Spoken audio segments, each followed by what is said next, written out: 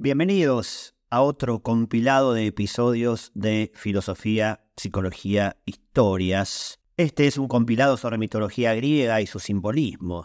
Aquí hablaré del mito de Cadmo, de Dioniso, de Edipo, de Eros y Psique, de Europa, de Prometeo, de los dioses olímpicos, del Minotauro. Y cada uno tendrá una interpretación además, es decir, tratará de llegar a la historia detrás de la historia. Espero que lo disfruten y les pido que si es así, que interactúen, que dejen sus comentarios en Spotify, en YouTube o en Instagram, en Hernán Melana o en filosofía.psicología.historia. En Spotify algo está fallando con los comentarios, que han hecho un cambio, pero parece que últimamente muchos usuarios no están pudiendo dejar sus comentarios. Pero bueno, pueden utilizar las otras vías. Y allí además también pueden pedir si es que hay algún tema en particular que quieren que trabaje en algún podcast. Sin más preámbulos, los dejo con los mitos.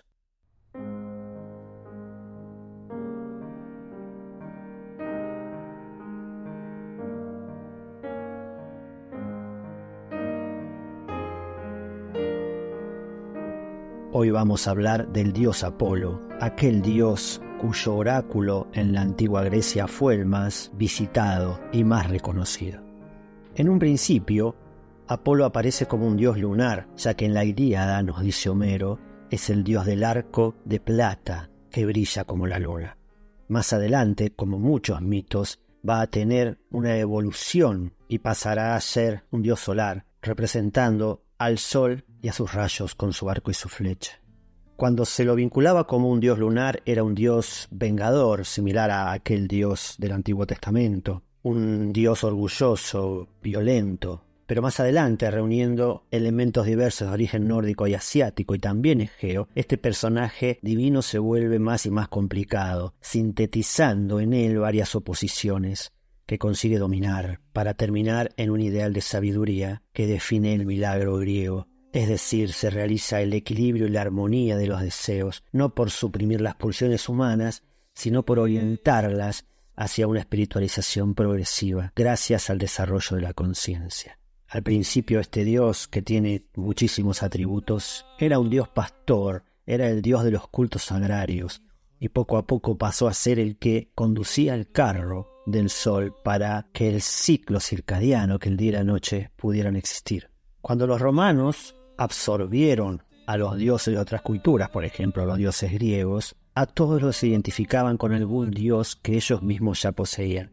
Pero no fue así con Apolo. Él permaneció el mismo, intacto, único y sin par. Su nombre vendría de la palabra apela, que significa redil de ovejas, y aquí podemos ver una vez más su origen como cuidador de los pastores, como venerado por los pastores. Y su evolución también la podemos notar, como de ser un dios agrario termina siendo nombrado por Platón como el verdadero legislador que aconseja pedir las leyes fundamentales de la República. Dice Platón, corresponde a Apolo, el dios de Delfos, dictar las más importantes, las más bellas, las primeras leyes.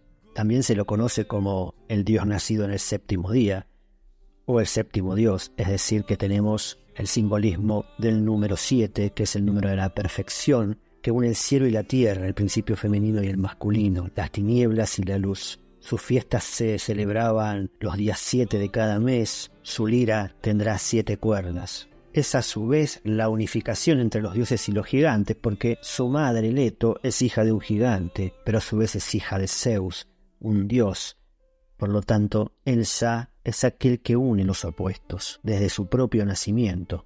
Muchas veces se reduce a Apolo a un joven bello, a un sabio, pero también se lo asocia a un arte aburrido, por ejemplo, lo que se llama el arte apolíneo, que busca la perfección pero que no tiene vida. Pero nada más lejos de lo que es Apolo. Apolo es el símbolo de una victoria sobre la violencia, de un autodominio en el entusiasmo, de la alianza de la pasión y la razón. Su sabiduría es el fruto de una conquista, no de una herencia. Él encuentra el equilibrio sobre las cumbres para conducirlo desde la entrada de la caverna inmensa, como dice Esquilo, a la cima de los cielos, como dice Plutarco. Es decir, Apolo simboliza la suprema espiritualización, es uno de los símbolos más bellos de la ascensión humana. Me despido con un pequeño extracto del comienzo del himno a Apolo de Homero, que dice así: me acordaré y nunca me he de olvidar de Apolo, el que hiere de lejos, a quien temen los mismos dioses cuando anda por la morada de Zeus, pues tan pronto como se acerca y tiende el glorioso arco, todos se apresuran a desatarse de los sitiales.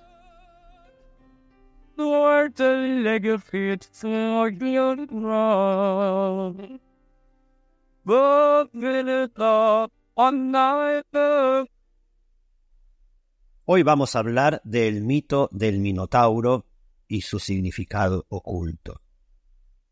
El mito ocurre en Grecia, en la isla de Creta, en donde el gobernante, el rey Minos, debía sacrificar a uno de sus mejores toros, a Poseidón, el rey de los océanos.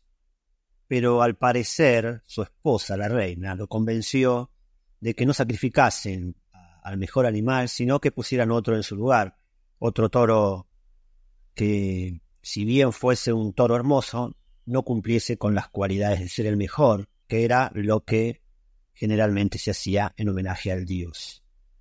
Este sacrificio suplantado le molestó al dios Poseidón, el cual, a manera de venganza, confundió la mente de la reina y la hizo quedarse perdidamente enamorada de aquel toro que debía haber sido sacrificado. La reina hizo construir una vaca de madera y se introdujo en ella para de esa manera poder cumplir su anhelo de ser amada por el toro. Producto de esa unión, 9 meses más tarde, nacería un niño con cuerpo humano, pero cabeza de ternero, que, para salvaguardar al pueblo de aquel horror, decidieron encerrarlo en un laberinto.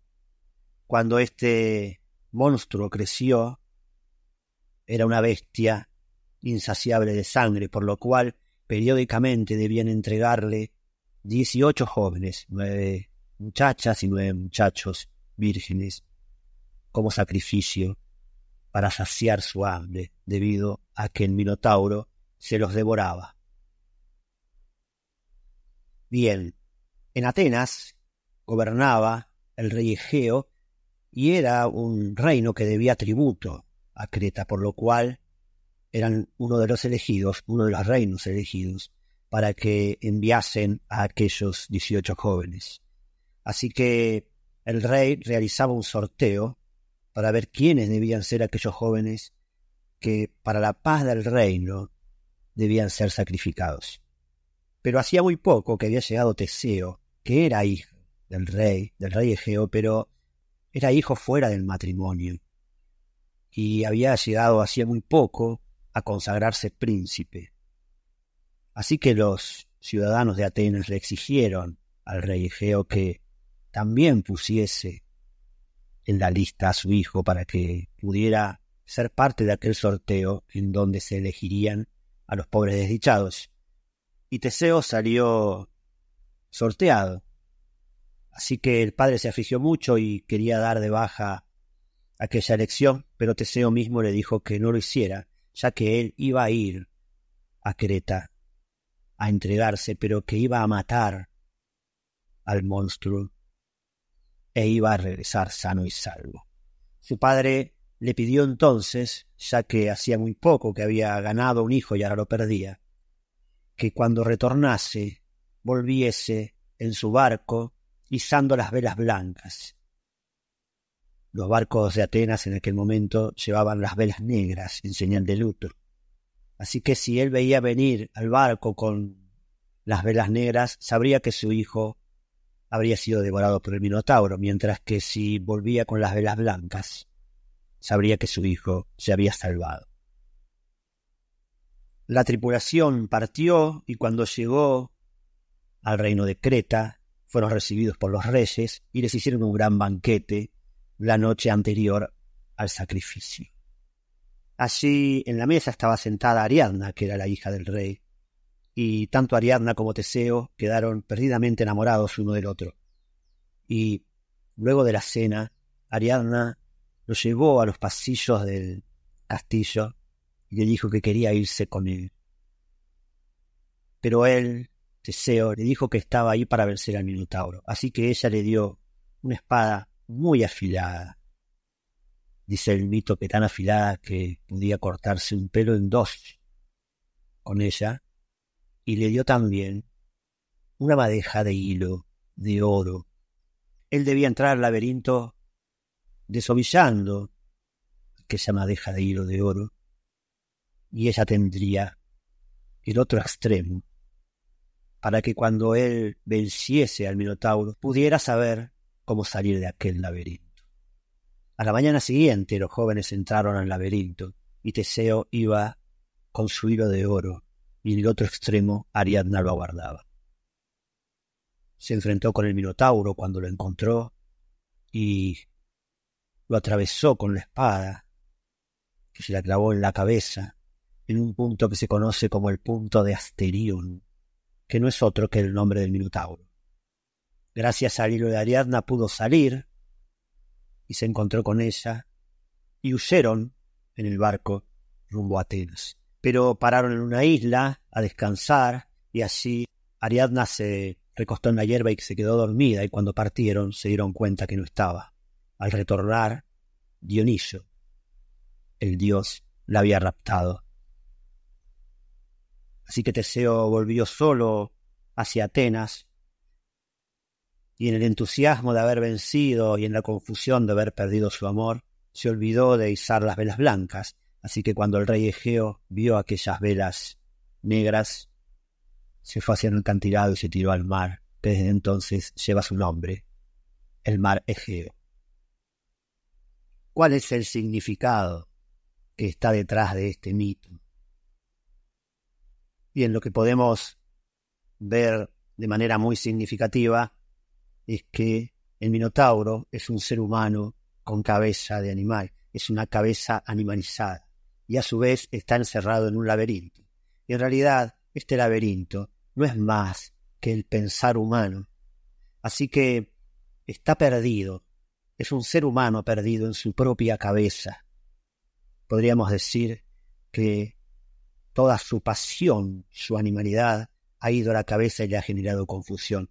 Y está dentro de un laberinto del cual no puede salir.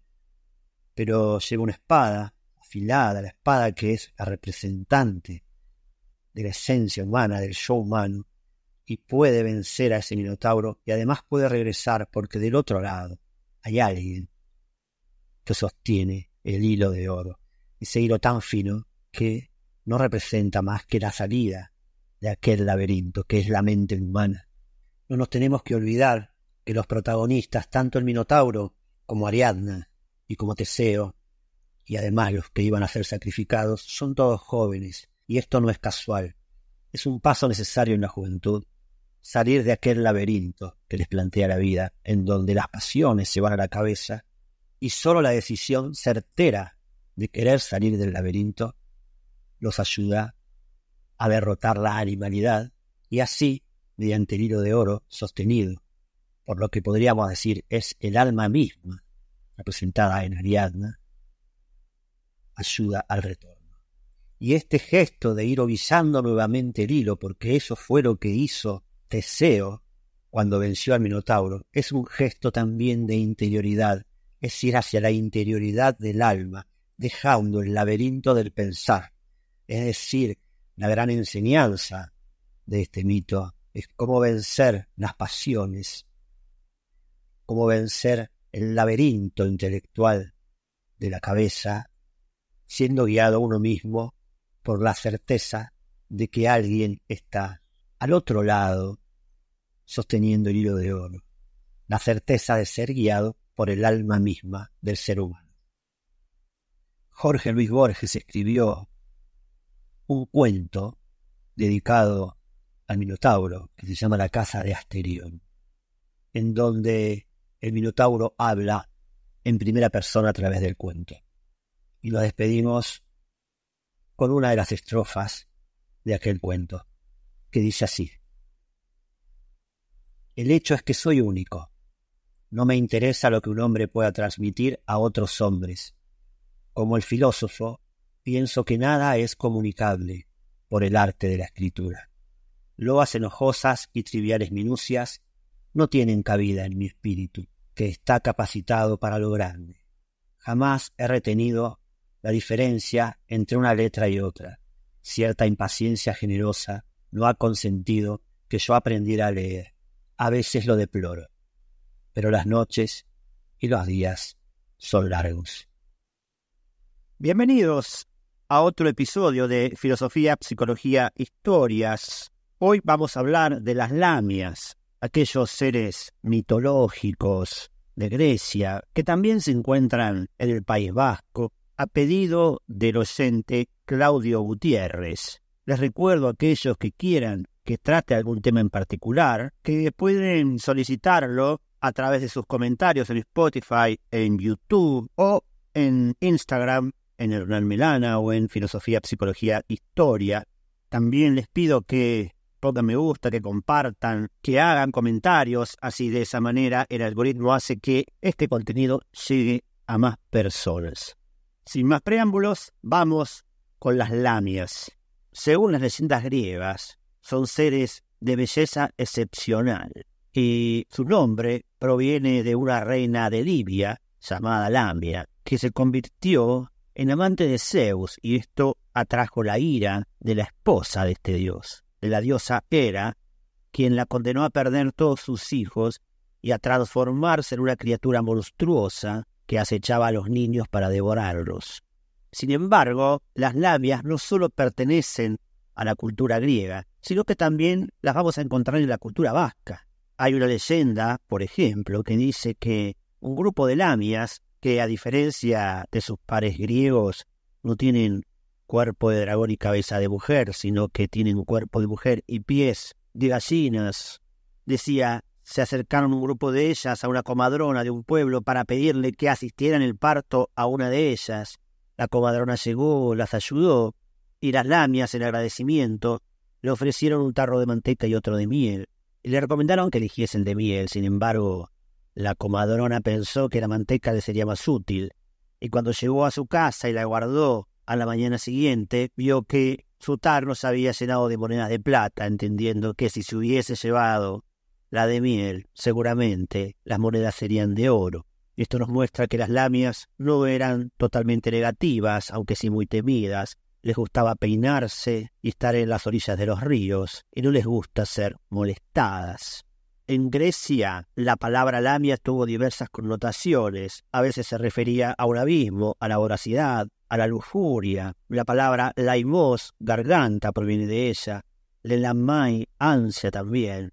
En latín laniare, que es despedazar, parecería que tiene vínculo con la lamia. También está conectada con Lamos, que era un rey de los lestrigones, que eran caníbales, y también con Lamó, que es la personificación de la gula. Para los vascos viven en cuevas, en pozos, en antiguos castillos abandonados, y su nombre ha dejado numerosos vestigios toponímicos como la Mindaña, la Mursain, la Musin, que son diferentes lugares. En diferentes regiones también se ha utilizado a la lamia para asustar a los niños y decirles que no salgan de sus zonas seguras, de sus casas, porque de lo contrario una lamia podría llevárselos. Me despido con un pequeño extracto de una obra de Petra Jesús Blanco Rubio, que se llama La lamia enamorada, y que nos cuenta la historia de uno de estos seres que se enamora de un muchacho y con el cual se queda para siempre.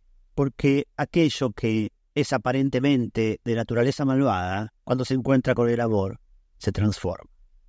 Y este pequeño extracto dice así: y si alguna vez los caminantes encontráis a un joven peinando, a una doncella de rubios cabellos largos, con un peine de oro, no nos molestéis, ni pretendáis hablar, porque vuestra voz no podrá llegar a nuestros oídos inmortales.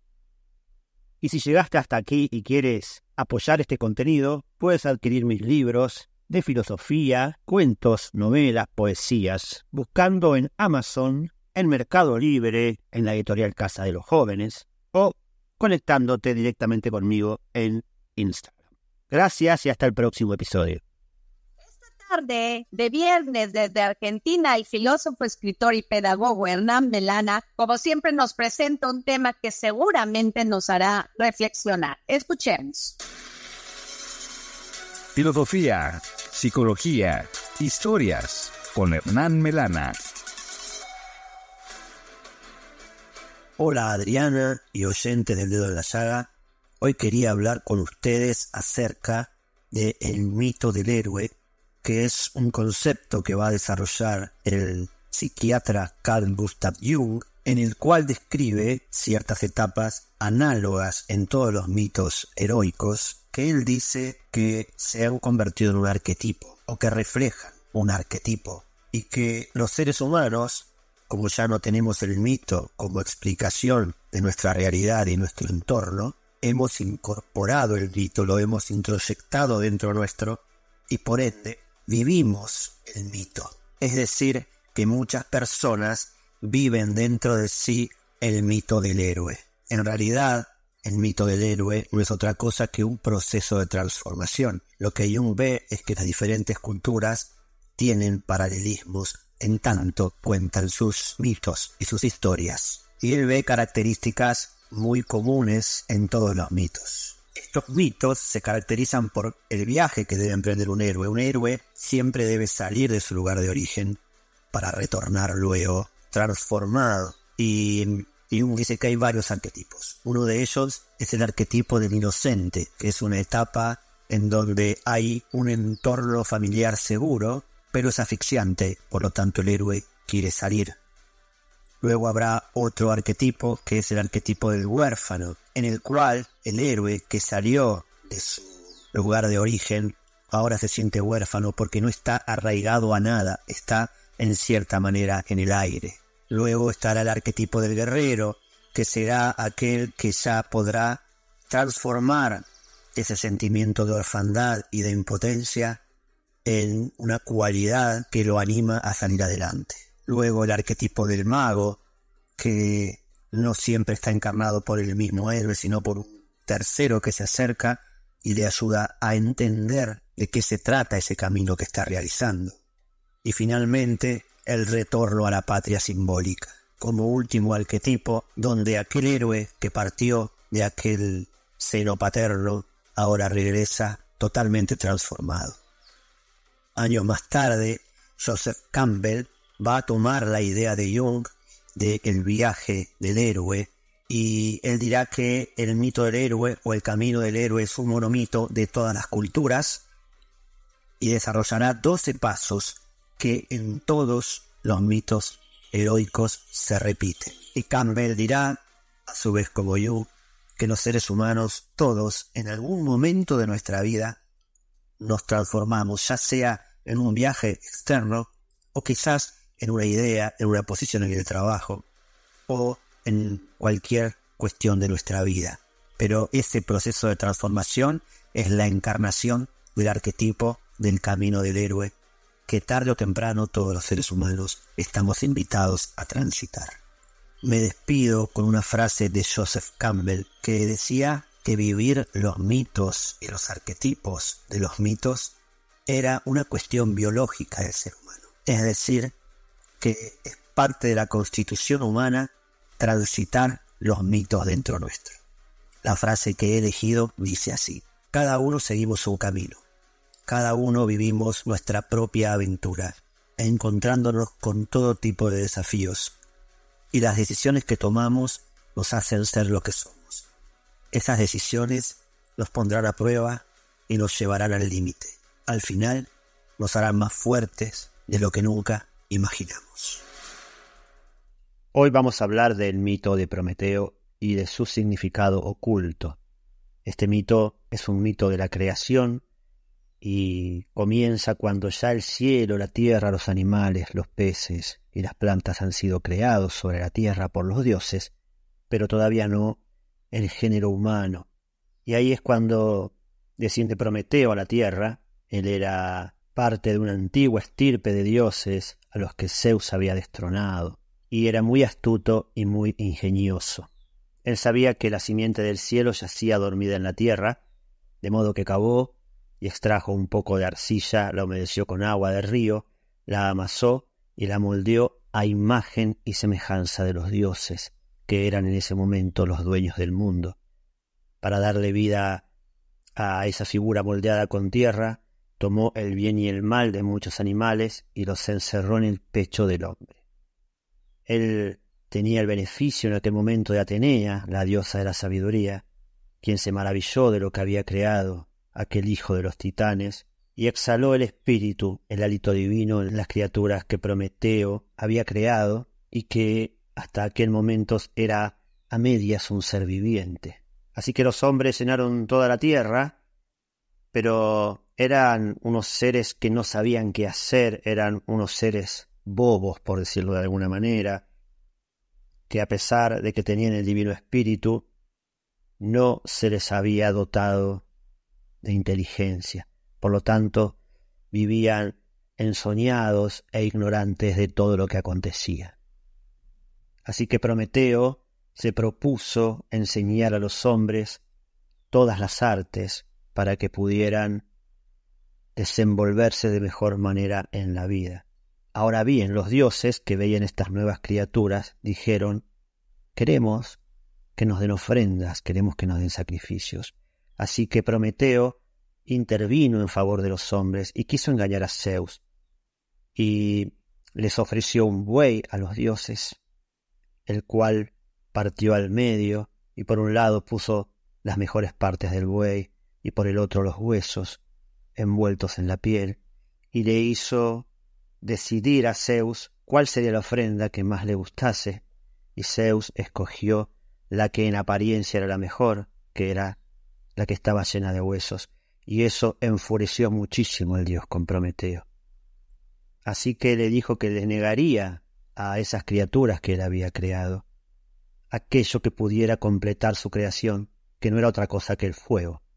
Pero Prometeo tomó una vara y se fue hacia las alturas de una montaña, esperando que el disco solar pasase cerca, y la prendió, y así fue como le dio a los hombres el fuego.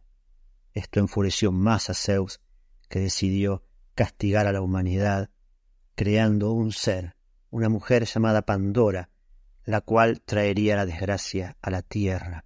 Para ello le pidió a Hefesto, su hijo, que la fabricase y que fuera la más bella que pudiera haber, y también tuvieron que interceder los dioses, sobre todo Afrodita, para dotarla de gracia, y Zeus le dio una caja a Pandora para que se la dieran los hombres. Bien, Prometeo, que tenía un hermano llamado Epimeteo, le había dicho a su hermano que si los dioses le daban un regalo, que no lo tomasen. Pero cuando él vio descender de un barco a la bellísima mujer, Pandora, que portaba una caja, él quedó embelesado por ella, y la tomó por esposa, y luego abrió esa caja que contenía todas las enfermedades del mundo. Y así fue como la tierra se pobló de enfermedades y los hombres de sufrimiento. Solo una cosa quedó guardada en la caja que no se pudo esparcir para la desgracia, que no es otra cosa que la esperanza. Luego Zeus envió a los dioses a capturar a Prometeo y a atarlo en una piedra, para que todos los días un águila se lanzase sobre él y le comiese el hígado. Y durante la noche ese hígado se regeneraría todas las noches, para que al día siguiente el águila volviese a herirlo y a comérselo. Así estuvo muchísimos años Prometeo encadenado, hasta que Heracles, también conocido como Hércules, llegó para ayudarlo, y el centauro Quirón tomó el lugar de Prometeo y le dio su propia inmortalidad para que Prometeo pudiese ser ascendido y poder estar junto a los dioses. ¿Cuál es el sentido, cuál es el simbolismo que oculta este mito? Este mito se sitúa en la historia de una creación evolutiva y marca el advenimiento de la conciencia. Este sentido del mito se aclara asimismo por el nombre de Prometeo, que significa el pensamiento previsor, y el de Epimeteo, que significa el pensamiento no previsor. Y en realidad, como descendiente de los titanes, él lleva en sí mismo encarnada la idea de una revuelta, pero esta revuelta no es una revuelta de los sentidos, sino que es una revuelta, una revolución de la mente que quiere igualarse a la inteligencia divina, o al menos arrebatarles algunos destellos de luz. La divinización final de Prometeo, que sigue a la liberación por Heracles, es la ruptura de las cadenas. Y también, algo que me olvidé de decir, es que Heracles mata al águila, y la muerte de este águila está también condicionada por la muerte del centauro Quirón, es decir, por la sublimación del deseo. Es el triunfo del espíritu, el término de una nueva fase de la evolución creadora que tiende al ser y no al poder. ¿Y por qué el águila le come el hígado a Prometeo? En casi todas las tradiciones, el hígado está comúnmente ligado a los movimientos de la cólera, la hiel o la bilis, a la animosidad, a las intenciones deliberadamente venenosas. Esto explicaría el sabor amargo de la bilis. Es decir, nosotros lo que podemos inferir en el mito de Prometeo es esa lucha de la mente, esa lucha del intelecto por alcanzar la divinidad y por dejar de lado las pasiones y el bien y el mal que dividen el alma, que es propio de los animales. Es decir, que el mito de Prometeo es una invitación al pensamiento y al juicio propio. Nos despedimos con un poema dedicado a Prometeo y a Zeus, de Goethe, aquel fabuloso pensador alemán. Este poema está escrito en primera persona, como si Prometeo le hablase a Zeus mismo. Y dice así: cubre tu cielo, Zeus, con un manto de nubes, y juguetea cual muchacho que descabeza cardos con robles y montañas. Mas deja mi tierra en paz, y mi choza que no construiste, y mi hogar por cuya llama me envidias. No conozco nada más miserable bajo el sol que ustedes, dioses. Míseramente alimentan de ofrendas y plegarias en susurros a vuestra majestad, y morirán en la miseria de no ser por niños y mendigos, majaderos llenos de esperanza. Cuando era tan solo un niño y nada sabía, volvía la mirada extraviada al sol, como si allá en lo alto hubiese alguien que oyese mis lamentos, un corazón que, como el mío, se compadeciera del oprimido. ¿Quién me ayudó contra la altanería de los titanes? ¿Quién me rescató de la muerte, de la esclavitud? ¿No lo lograste solo acaso, sagrado corazón ardiente? Y ardiste, joven y bueno, engañado, agradecido, al que dormitaba en lo alto. ¿Adorarte a ti? ¿Para qué? ¿Aliviaste el dolor del ofendido? ¿Enjuagaste las lágrimas de los angustiados? ¿No me forjaron como hombre el tiempo todopoderoso y el destino eterno, que son mis señores y también los tuyos? ¿Pensaste acaso que debía desdeñar la vida, huir a los desiertos, porque no todos los sueños florales maduraron? Aquí estoy, formando hombres según mi idea, una raza a mi semejanza, que sufra y llore, que goce y se alegre, y que no te respete, como yo. Hoy vamos a hablar del mito de Europa. Europa era hija del rey Agénor y creció recluida en el palacio de su padre, en la tierra de Tiro y Sidón, hasta que una medianoche el cielo le envió una curiosa visión. Le pareció que dos continentes, Asia y el que estaba enfrente, con la apariencia de mujeres, luchaban por poseerla. Una de estas mujeres tenía aire extranjero, la otra, que era Asia, tenía el aspecto y las maneras de una nativa de la patria de Europa, y la reclamaba apasionada y vehementemente, diciendo que ella había dado a luz y nutrido a la hermosa niña. Pero la extraña mujer la estrechó con sus fuertes brazos como si fuera un tesoro y se la llevó. La parte más rara de aquel sueño fue que Europa no se le resistía con verdadera fuerza. Al día siguiente Europa se preguntaba qué le había enviado esta visión, por qué se había acercado esta mujer amorosamente y por qué se había acelerado su corazón. Cuando amaneció y se levantó para ocuparse de sus tareas, un grupo de amigas y compañeras se reunieron junto a ella. Eran todas hijas de casas nobles, que siempre la acompañaban en sus paseos, en danzas corales y en ritos de ofrecimiento. Todas las doncellas llevaban cestas y Europa tenía una que era de oro. Dicen que había sido obra de Festo.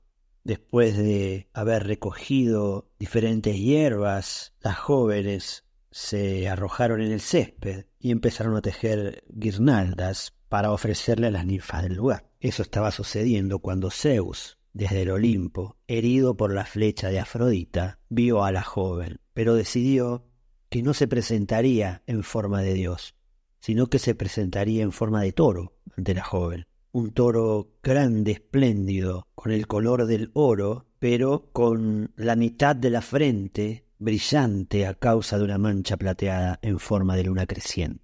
El toro se acercó a las jóvenes, que en un principio se asustaron, pero después, al ver que parecía inofensivo, las jóvenes se acercaron y empezaron a ofrecerle flores. El toro se acercó a Europa, que les dijo a sus amigas temerosas que no habría nada que temer, y les ofreció treparse al lomo de ese hermoso toro. Europa colgó las guirnaldas una tras otra en las astas del toro y luego se subió en su lomo. Entonces el toro empezó a caminar lentamente y luego más velozmente, de tal forma que las doncellas no pudieran alcanzarlo.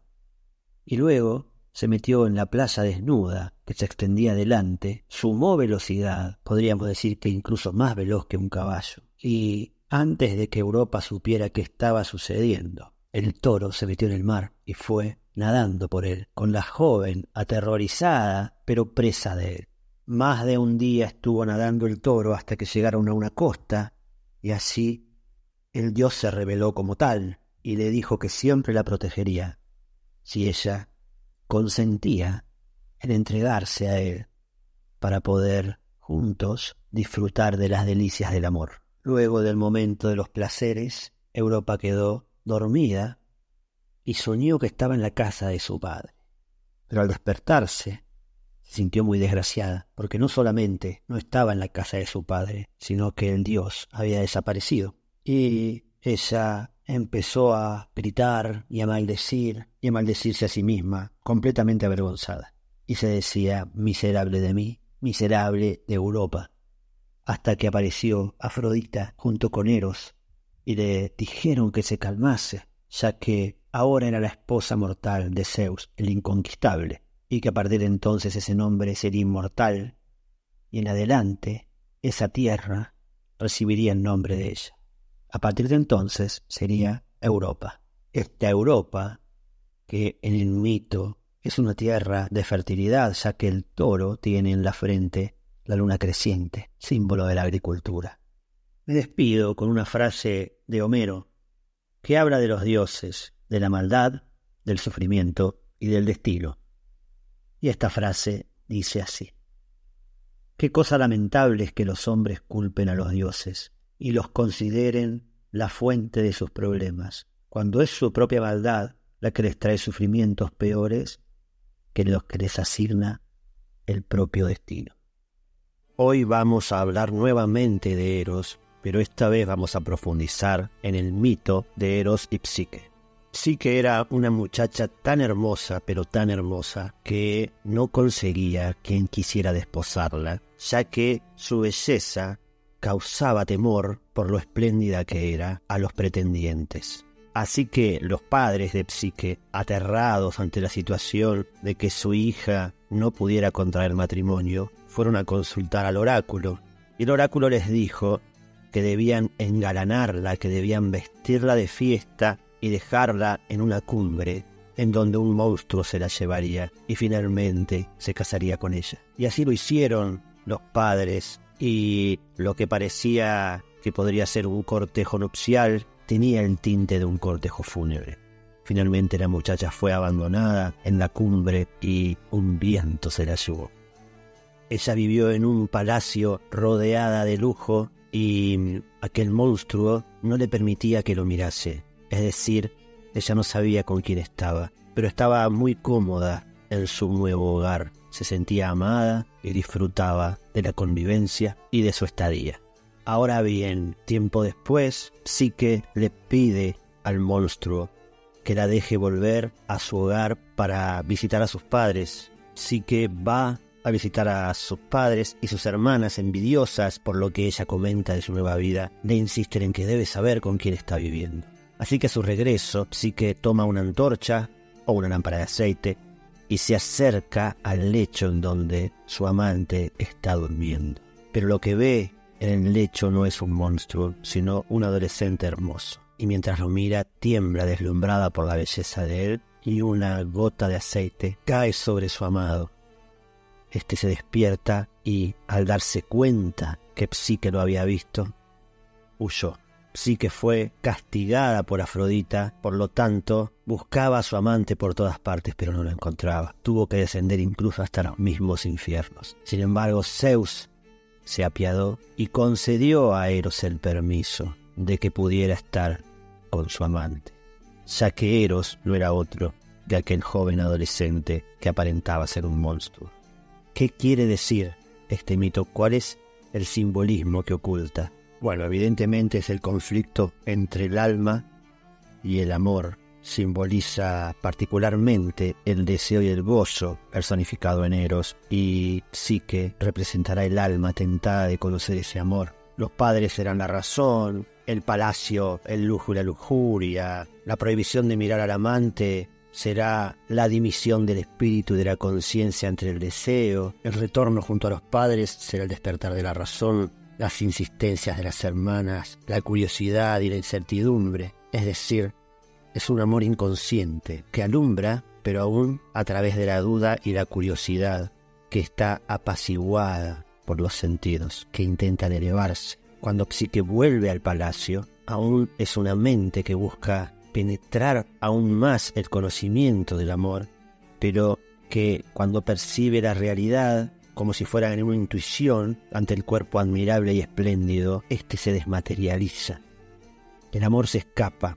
Ella, afligida, debe errar por el mundo y finalmente estos amantes desesperados se encontrarán y podrán alumbrar a la felicidad. Es decir, cuando el deseo y el alma, junto con la conciencia, se reconcilien. Psique se convierte en la esposa de Eros, desposa la visión sublime del amor físico. El alma halla de nuevo la capacidad de ligarse a sí misma.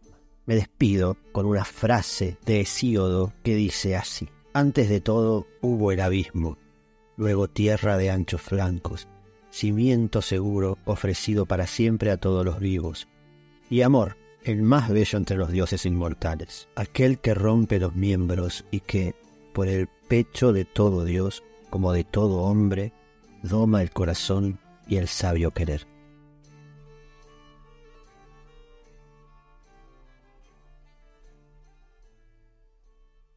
Hoy vamos a hablar del mito de Edipo y su significado oculto. Edipo, héroe legendario de la tragedia griega, se convirtió en el eje principal del psicoanálisis moderno a través del complejo de Edipo. El mito nos dice que, advertido por un oráculo de que si tiene un hijo, éste le matará, Layo, padre de Edipo, ordena perforar los tobillos de su hijo al nacer y los ata a una correa. De ahí el nombre de pie hinchados, o Oidipous. El servidor, que debía abandonarlo para dejarlo morir, lo entrega a unos extranjeros, pastores o reyes según la versión del mito, y ellos lo toman para su cuidado, y cuando Edipo crece, se dirige a Delfos, y por una prioridad de paso, por un encuentro en una encrucijada, Edipo mata a Layo, ignorando que es su padre, y de esa manera cumple sin saberlo el oráculo. Camino de Tebas se encuentra la Esfinge, que es un monstruo que asola la región, la mata y es aclamado rey. Y recibe el matrimonio a Yocasta, la viuda de Layo, su propia madre, pero a consecuencia de oscuros oráculos del adivino Tiresias, Edipo descubre que asesinó a su padre y que se ha casado con su madre. Yocasta se da muerte avergonzada y Edipo se arranca los ojos. Ya conocemos todo el partido que el psicoanálisis freudiano ha sacado de semejante situación, generalizándola y convirtiéndola en el tipo de las relaciones entre hijos y sus padres. Fijación amorosa en la madre o en el padre, agresividad hostil frente al padre o a la madre, al que conviene destruir para alcanzar la propia madurez. Doble tendencia que sufre innumerables variantes. Sin embargo, Paul Dill ha renovado la interpretación de la leyenda, examinando cada uno de los detalles. Los tendones cortados a Edipo simbolizan una disminución de los recursos del alma. una deformación psíquica que caracteriza al héroe durante toda su vida. El pie, en numerosas tradiciones, efectivamente sirve para figurar el alma, su estado y su suerte. Por lo tanto, el mito compara así el andar del hombre a su conducta psíquica. El pie vulnerable de Aquiles simboliza la vulnerabilidad de su alma, su propensión a la cólera, que es lo que lo va a llevar a la pérdida. En caso análogo, podemos ver ya el alma endeble de Edipo. También podemos ver el pie descalzo de Jasón en la búsqueda del vellocino de oro, que lo convierte en un cojo. El hombre psíquicamente cojo es el hombre, según Paul Dill, nervioso, el que se tambalea entre el nerviosismo y la trivialización, y que compensa su inferioridad, su alma herida, con una activa búsqueda de una superioridad dominadora, pero su éxito exterior se convierte en la causa de su derrota interior. Pero hay otro símbolo más. La leyenda entraña el símbolo de la garganta estrecha donde es asesinado Layo, y este camino sería el símbolo de algo inconsciente.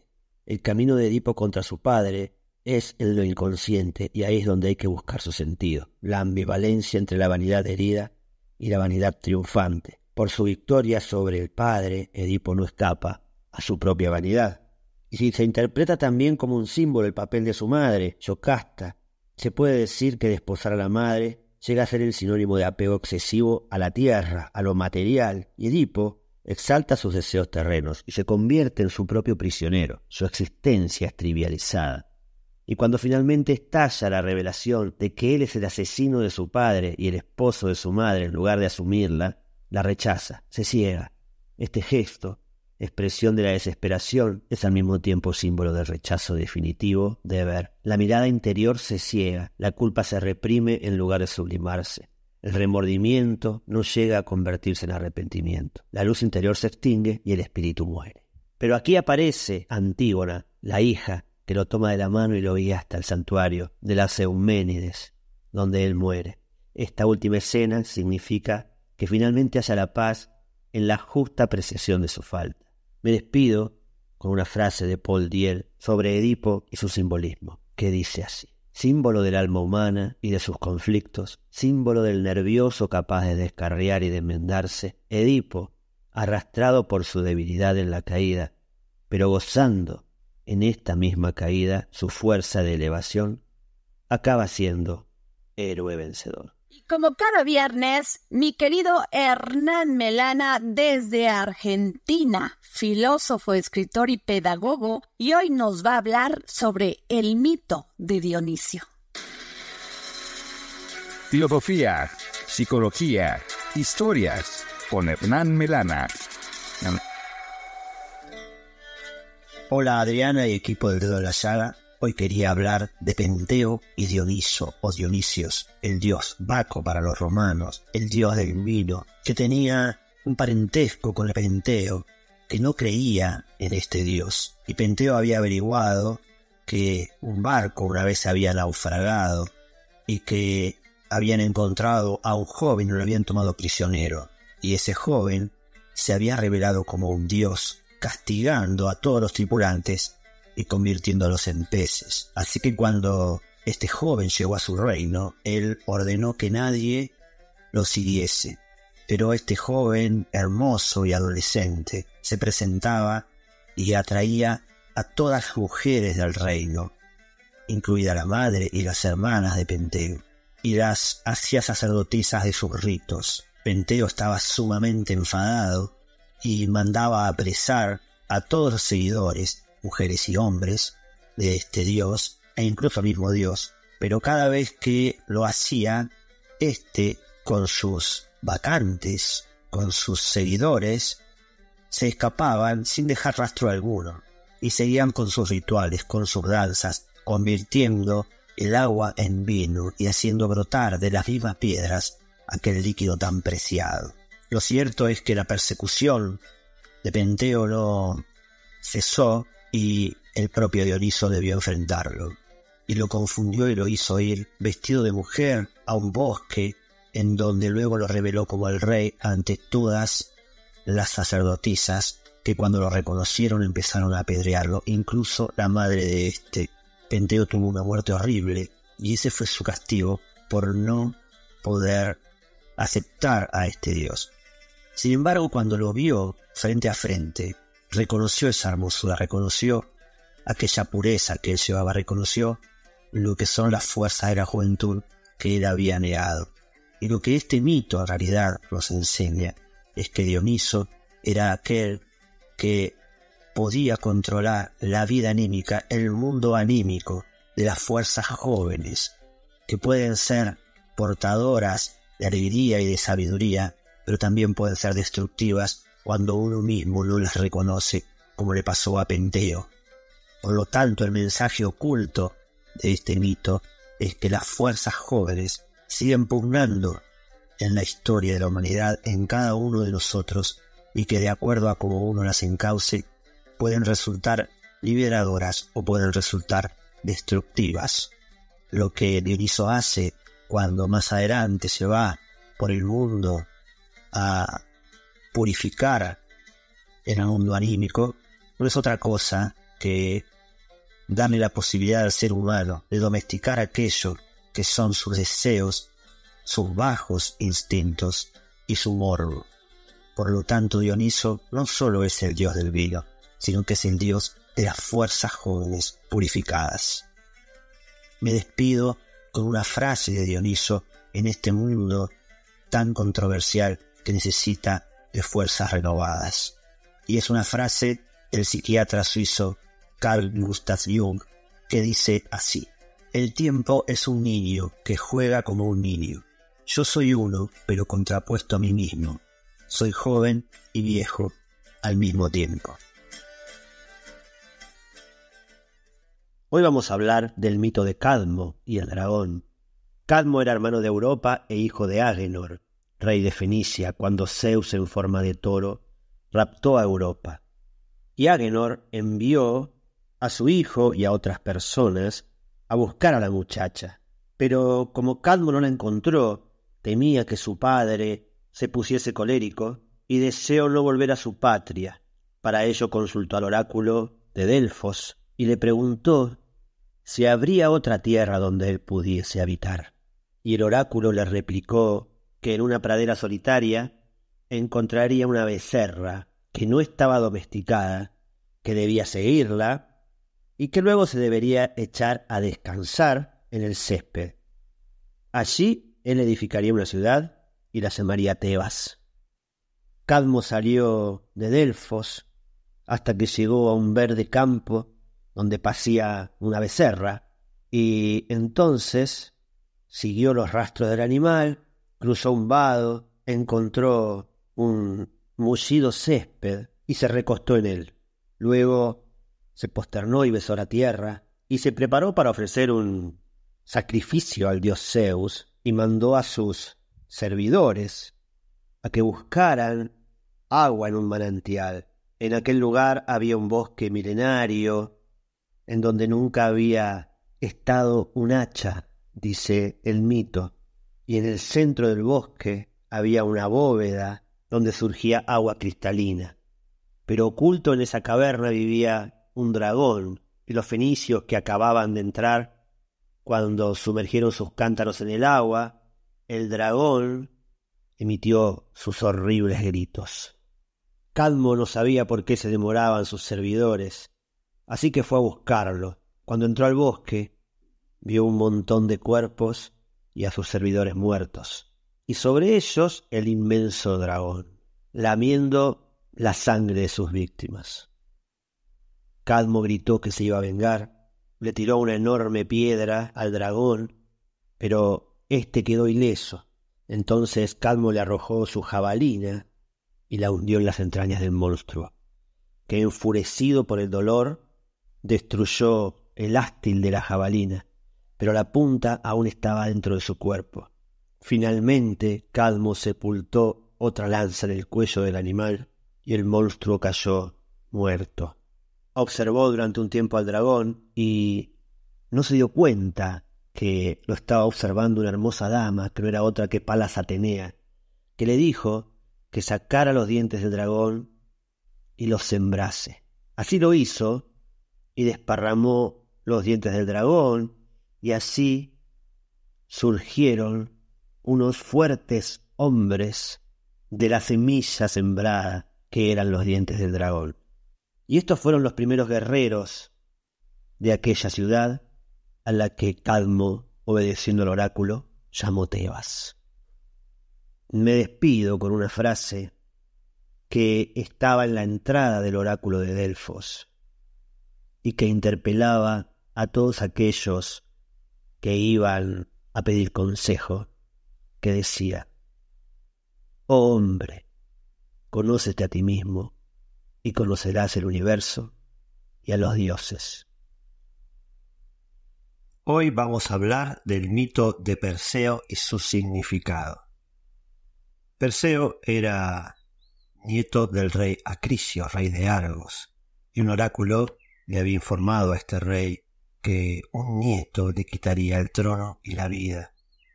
Y por eso el rey decidió encerrar a su hija, Dánae, y a Perseo, que además era hijo de Zeus, es decir, que era un semidios, en un arca y arrojarlos al mar. Las olas y los vientos fueron guiados por Céfiro, dios del viento, encomendado por Zeus, hacia un lugar donde gobernaban dos hermanos llamados Dicto y Polídectes.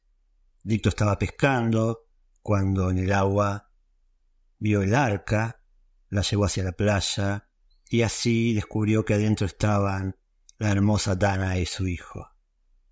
Polídectes la tomó por esposa e hizo criar con todo cuidado a Perseo, aquel hijo de Zeus. Cuando Perseo pasó la adolescencia, su padrastro lo impulsó a ir en busca de aventuras y emprender algún hazaña que le trajera gloria. El joven acordó que iba a hallar a Medusa, un monstruo al cual debía cortarle la cabeza y llevársela a aquel rey. Perseo llegó a una lejana región donde habitaban unos monstruos llamados las Gracias, que eran 3 hermanas que habían nacido canosas y que para las 3 compartían un solo ojo y un solo diente. Perseo se los arrebató cuando se lo estaban pasando. Él puso su mano y entonces se quedó con el ojo y con el diente y negoció con las Gracias que él les iba a devolver aquellos bienes tan preciados a cambio de que ellas le mostrasen el camino hacia donde habitaban las ninfas.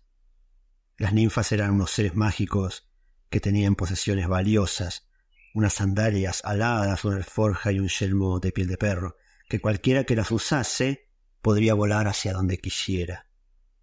Así que cuando Perseo las vio, ellas le dieron sus riquezas, y así fue como Perseo ahora tenía aquellas posesiones tan valiosas, es decir, podía volar en búsqueda de la Medusa, que era una de las gorgonas. A su vez, tuvo un encuentro con el dios Hermes, el mensajero de los dioses, y así se fue a buscar a las gorgonas. Perseo entró en la cueva de las gorgonas y estaban durmiendo, y fue a buscar a Medusa.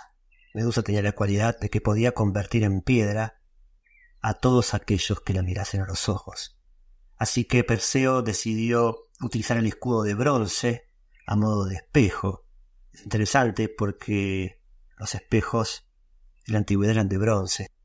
Se llamaban speculum, y estos artefactos reflejaban la propia imagen, una vez que eran muy pulidos y muy trabajados. Gracias a esta ayuda de poder mirar a través del espejo, Perseo pudo cortar la cabeza de aquella gorgona, de aquel monstruo que tenía culebras en la misma. La colocó en su alforja y salió de la cueva. En uno de sus viajes llegó a la costa de Etiopía, donde gobernaba el rey Cefeo, y vio a una joven encadenada en una roca que se internaba en el mar, y cuando se acercó vio que ella lloraba y que temblaba de miedo y de frío, y él, deleitado por su belleza, le preguntó por qué estaba ahí encadenada. Ella al principio estuvo vergonzosa, pero luego le dijo su nombre, que era Andrómeda, la hija del rey Cefeo.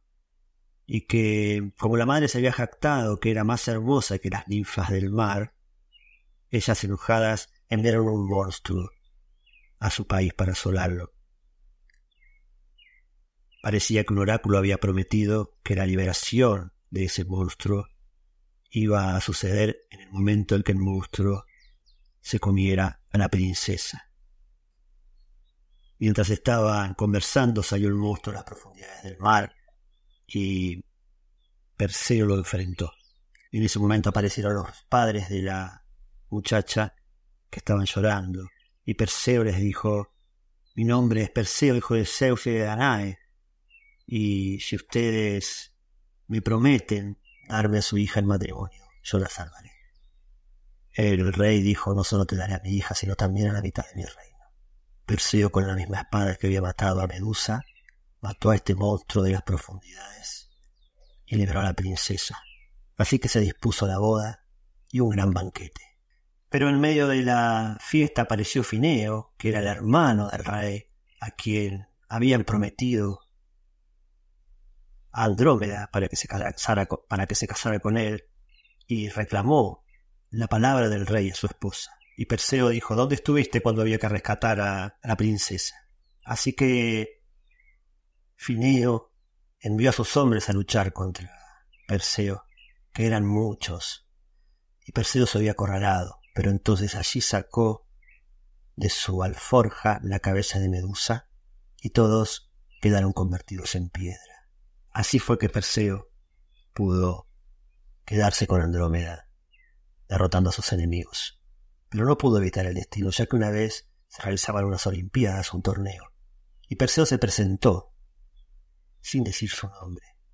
Y en el torneo había que lanzar el disco, que era una de las actividades que realizaban los griegos en las olimpiadas, en el pentatlón, y lo arrojó con tanta fuerza y tan mal destino que golpeó a un anciano que estaba sentado en las gradas, que no era otro que su abuelo, aquel que había ordenado tirarlo al mar en un arca y abandonarlo a su suerte.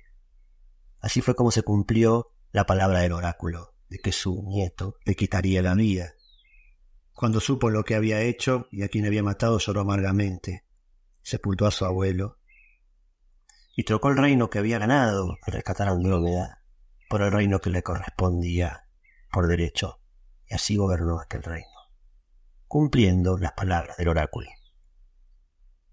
Este mito tiene un significado oculto que se relaciona en la juventud de Perseo, cuando va a buscar a las gracias y a través de su ingenio, es decir, a través del pensar, que es algo que se cultiva en la juventud, puede llegar hasta las ninfas. Luego, a través de su simpatía y a través de su veracidad, recibe de las ninfas lo que lo ayudarán a poder elevarse, y a su vez el mensajero de los dioses le muestra algo que no es otra cosa que el especulo, que el espejo donde uno puede verse a sí mismo. Aquí podemos ver cuántos simbolismos se encuentran en un joven que empieza a convertirse en un héroe, pero recién podrá ser el héroe que es cuando entra en las profundidades, a una cueva, y venza a alguien que tiene culebras en la cabeza. Estas culebras en la cabeza representan la sexualidad mal dirigida, la sexualidad que enturbia el pensar. Ese es el simbolismo, y es allí donde Perseo debe evitar mirar para poder cortar esa cabeza que además enfriaba como enfría el pensar que no tiene una dirección adecuada. Y luego podrá utilizar eso que conquistó para vencer a lo que sale de las profundidades del agua, lo que sale de lo más inconsciente del alma, y así encontrar el amor. Y una vez que se encuentra el amor, uno puede realizar su propio destino. Nos despedimos con una frase de Carl Jung, que habla sobre el pasado, sobre los mitos, sobre las creencias que aparentemente el hombre civilizado ha perdido y ha olvidado. Jung nos va a decir que los mitos ahora están dentro de nosotros. Y la frase dice así: nada pertenece al pasado, ni siquiera los pactos de sangre con el diablo. Hacia afuera tal vez se haya olvidado, pero hacia adentro no. Hacia afuera se es una especie de hombre civilizado, y por dentro primitivo. En el hombre hay una parte que no está dispuesta a desprenderse realmente de los comienzos, y otra que cree haber superado hace tiempo todo eso, en todos los aspectos. Hoy vamos a seguir hablando un poco del dios Apolo, de quien ya hemos hablado anteriormente, pero vamos a hablar de su nacimiento. Apolo es hijo de Leto, que es una hija de Titanes, y es hija de Zeus. Y Zeus primero pretendía a la hermana de Leto, Asteria, y como ésta huyera primero en forma de codorniz y luego por designios divinos se convirtiera en una isla, decidió empezar a frecuentar a su hermana Leto. Así que de esta unión nacerían dos gemelos llamados Apolo y Ártemis. Ahora bien, la esposa de Zeus, la diosa Hera, Juno para los romanos, era extremadamente celosa y trató de impedir por todos los medios que diera a luz a esos gemelos. Así que le pidió a una serpiente, a la serpiente Pitón, que la persiguiera para que intentara matarla. A esta serpiente también la nombra Homero como Draconis, el dragón. Así que este reptil, que estaba además repleto de una gran sabiduría de las profundidades de la tierra, empezó a perseguir a Leto, que se tuvo que refugiar en una isla que no era otra que su hermana.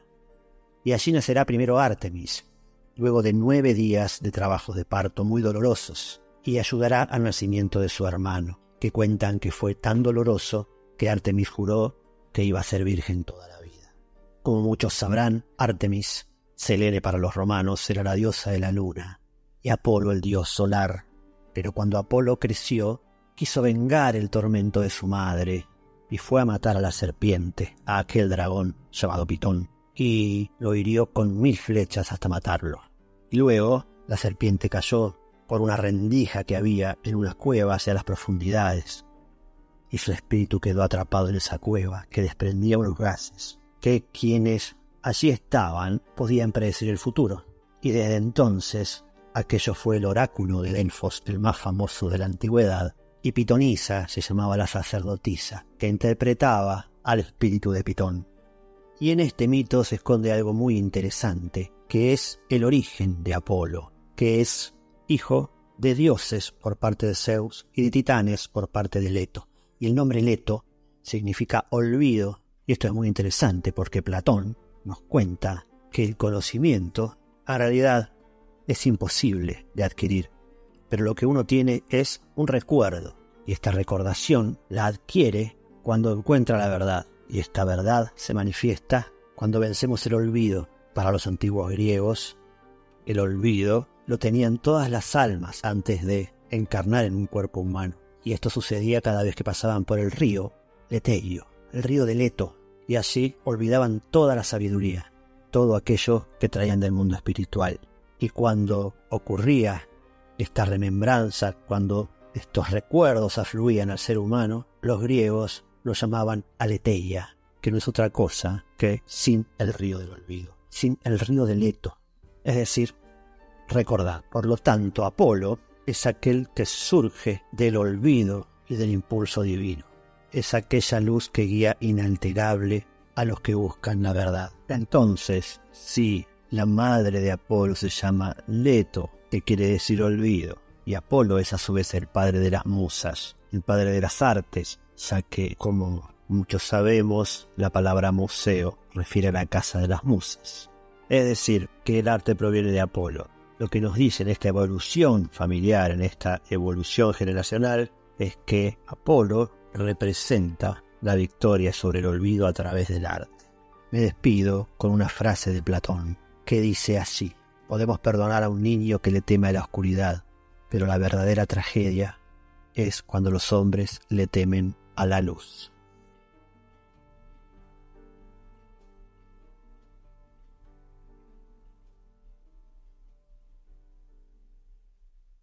Hoy vamos a hablar de Zeus, el rey de los dioses. Zeus desciende de Cronos y simboliza el reinado del espíritu. Es el organizador del mundo exterior y del mundo interior.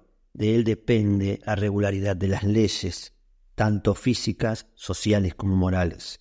Como dios de la luz, es el soberano, padre de todos los dioses y de todos los hombres, en palabras de Homero. a partir de la tercera generación mitológica, es quien preside todas las manifestaciones del cielo.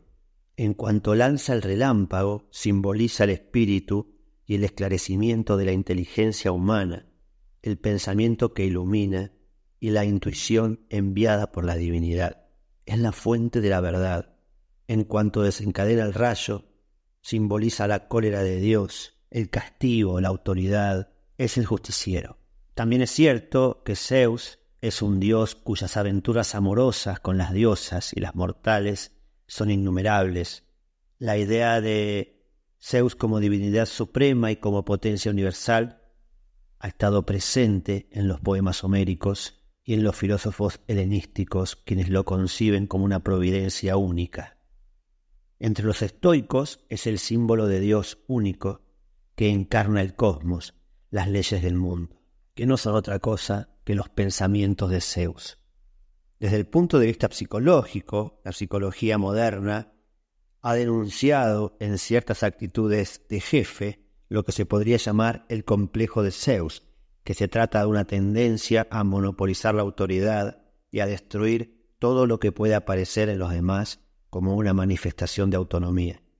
Sin embargo, la aplicación de un símbolo tradicional, en este caso el del dios, al ámbito psicológico, acarrea siempre una desvirtuación de su valor universal. Por más que ayude a explicar un dominio particular y concreto, procesos psíquicos históricamente determinados como los de una personalidad autoritaria. Esta figura paternal, dominante, la vamos a encontrar en todas las mitologías y religiones indoeuropeas e incluso americanas. Es por eso que podemos encontrar rasgos similares y actitudes similares en quienes encarnan una cierta supremacía y que, a todas vistas, podría sufrir del complejo de Zeus. Me despido con una frase de Esquilo acerca de este dios supremo que dice así: Zeus es el éter, Zeus es la tierra, Zeus es el cielo. Sí, Zeus es todo lo que está por encima de todo. Hoy vamos a hablar de los mensajeros de los dioses, de Hermes e Iris, quienes son una dupla que trabajaba en el Olimpo para enviar las decisiones y antojos también de los dioses a los humanos. Hermes es uno de los símbolos de la inteligencia industriosa realizadora. Es además quien preside el comercio y tiene por atributo un par de sandalias que son aladas y le permiten volar y que significan la fuerza de elevación y la aptitud para los desplazamientos veloces, pero una fuerza limitada, un poco utilitaria y bastante corruptible.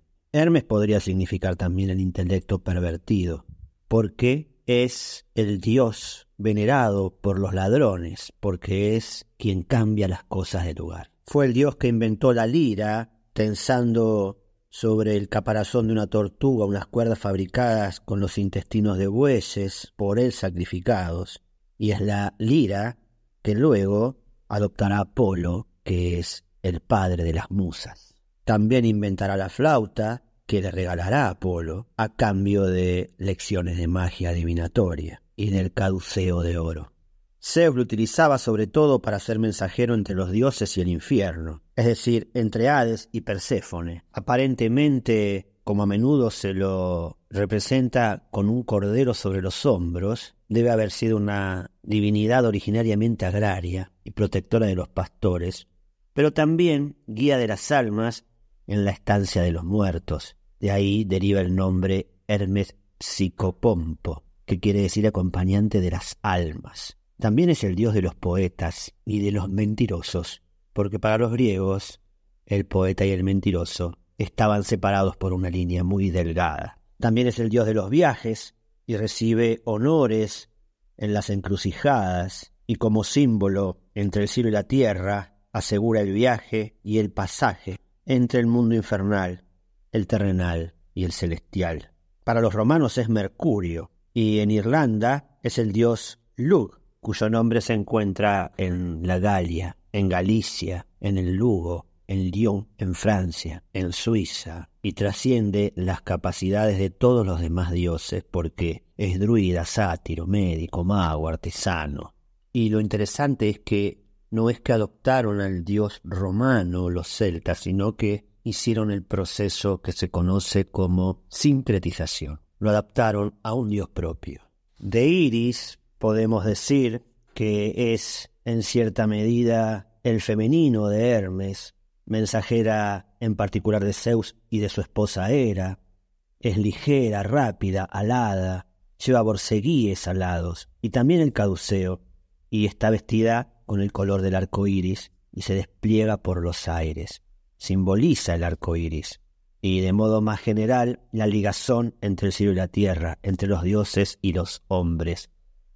Recuerda a los hombres el pacto que tienen con los dioses y los dioses con ellos.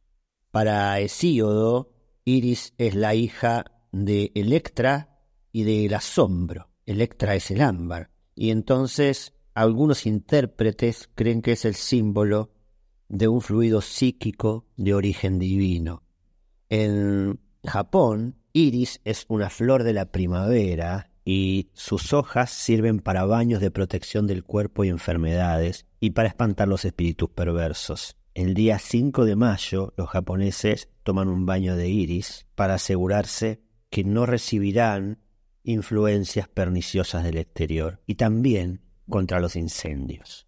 Tanto Iris como Hermes son dioses polifacéticos, venerados por muchas razones, pero también son dioses intermedios, no dioses mayores. Están muy ligados a los seres humanos, también como están ligados a los dioses. Es por eso que son una suerte de vicarios, son la parte más espiritual del hombre y más humana de los dioses. Me despido con un fragmento de un poema a Hermes Mercurio de Francisco Álvarez Hidalgo, que dice así: declamador, intérprete, cuentista, más diplomático que antagonista, aportador de sueños a los vivos y guía de las almas al Averno.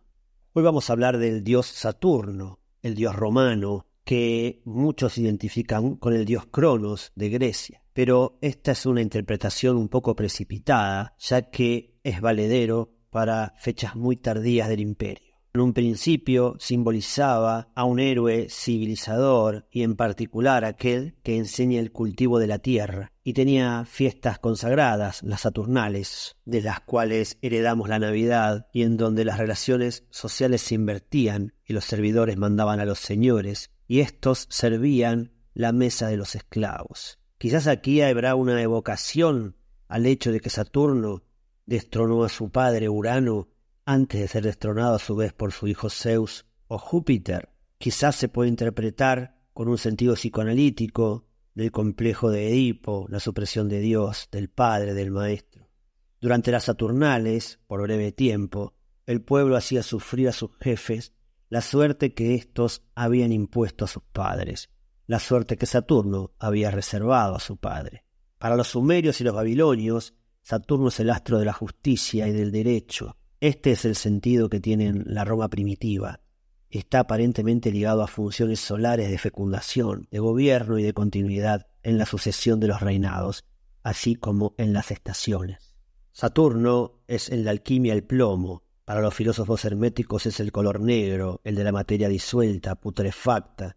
En la astrología, Saturno es el principio de concentración, de contracción, de fijación, de condensación y de inercia, es decir, es la fuerza que tiende a cristalizar, a fijar en la rigidez las cosas existentes y que se opone a todo cambio. Allí se lo denomina como el gran maléfico y simboliza los obstáculos de todas las clases, las carencias, la mala suerte, la impotencia y la parálisis. Es el planeta maléfico de los astros, cuya triste y mezquina luz evocó desde los primeros tiempos las penas y las desgracias de la vida, y al que la alegoría representa con los rasgos fúnebres de un esqueleto que anima una guadaña.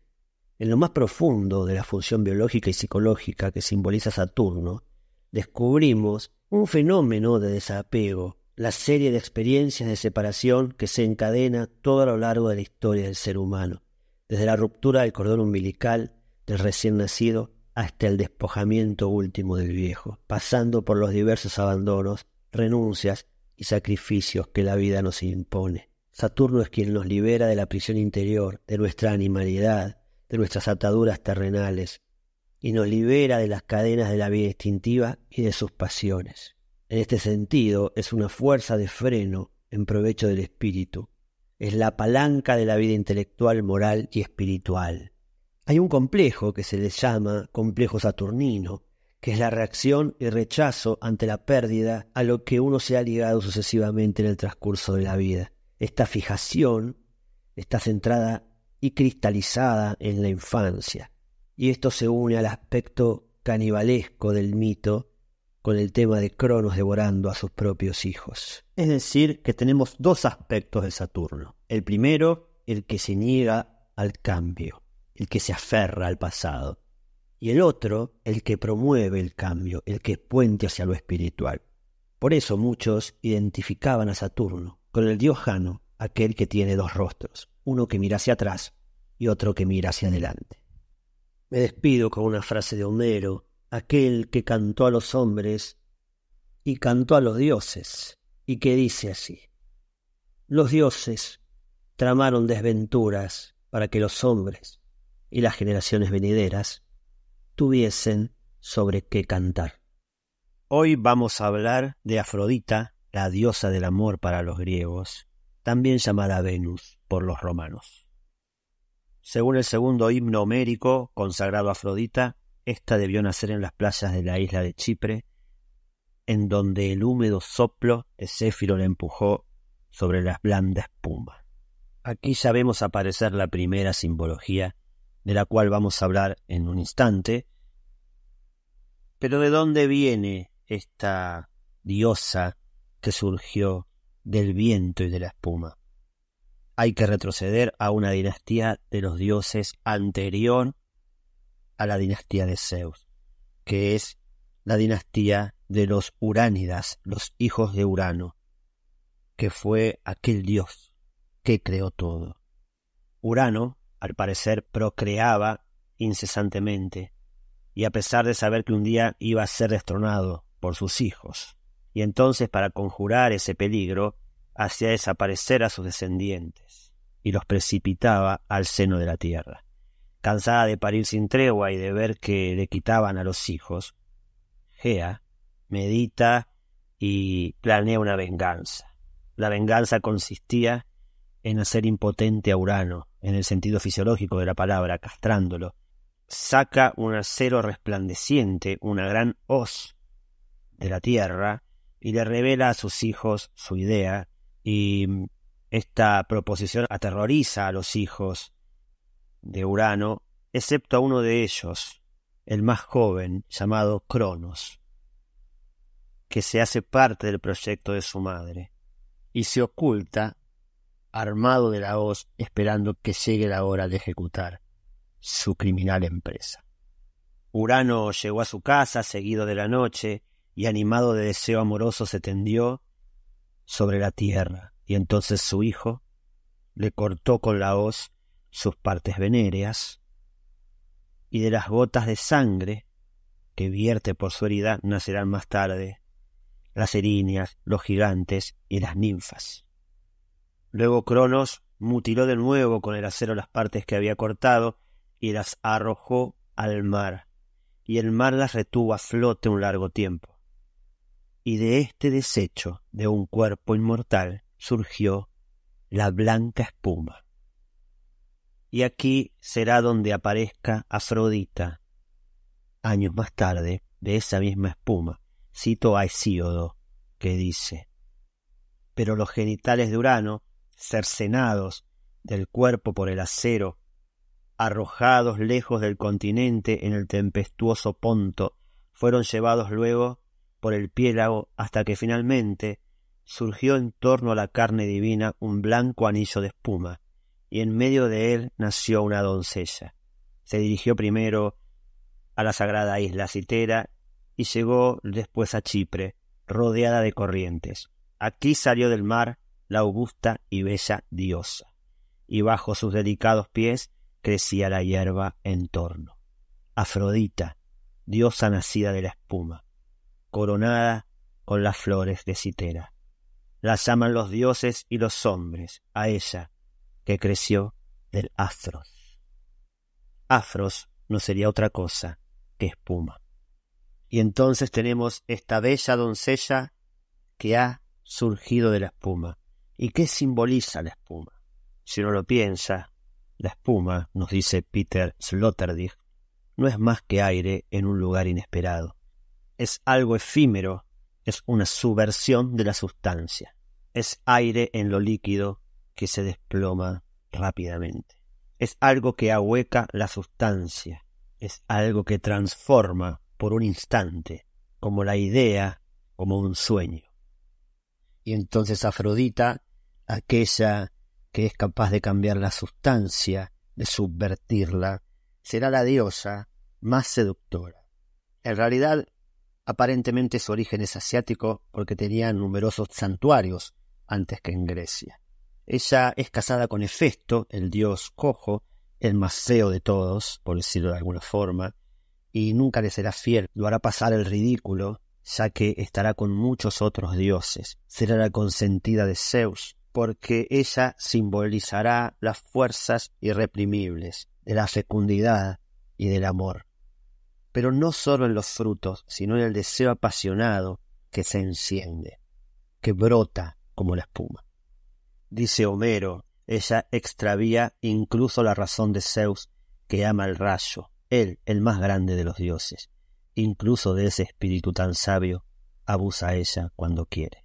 Y entonces podremos ver a Afrodita como diosa del amor, como aquella que es capaz de encender en los hombres el deseo, la pasión, la posibilidad de cambio, aquello que surge, que subvierte lo que está estático, lo que lo emulsiona. Y ahora me viene el recuerdo de la famosa disputa de la manzana, de la discordia, en donde las tres diosas le ofrecieron a un joven llamado Paris, cada una de ellas un obsequio, a cambio de que él le diese a la más hermosa, la manzana. En realidad, esto era una suerte de soborno, porque no le dejaban a él ver cuál era la más hermosa, puesto que la más hermosa sería Afrodita.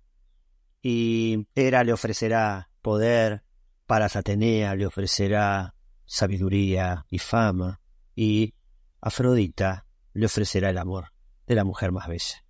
Y la guerra de Troya, que durará tantísimos años, no es otra cosa que la batalla del deseo contra la razón. Y eso viene a representar a Afrodita, aquel momento en que como la espuma y como los sueños, los seres humanos empiezan a poder subvertir la sustancia, como el aire en lugares inesperados. Nos despedimos con una frase de Peter Sloterdijk acerca de la espuma, que dice así: en la espuma, como en los castillos de naipes, los soñadores y agitadores están en casa. Allí no se encontrará nunca a los maduros, a los serios, a quienes actúan moderadamente. ¿Quién es maduro? ¿Quién se niega a buscar apoyo en lo inconsciente? Son los seductores y los pícaros de guante blanco. Pretenden, partidarios de lo imposible, introducir a sus víctimas en su agitación sin fondo. Gracias por llegar hasta aquí, gracias por apoyar este contenido. No se olviden de poner me gusta, de compartir y de seguir a Filosofía, Psicología, Historias en la plataforma en donde lo están escuchando. Aprovecho además para decirles a aquellos que están interesados en saber por qué pensamos como pensamos y cómo llegamos a través de la historia de nuestro pensamiento lógico y lineal a adquirir mi libro Hacia la Filosofía de la Libertad, que está disponible en Amazon, en Mercado Libre, o lo pueden buscar en mi Instagram, Hernán Melana. Allí también pueden solicitar los otros libros, las novelas medievales, las poesías y los cuentos. Gracias y hasta el próximo episodio.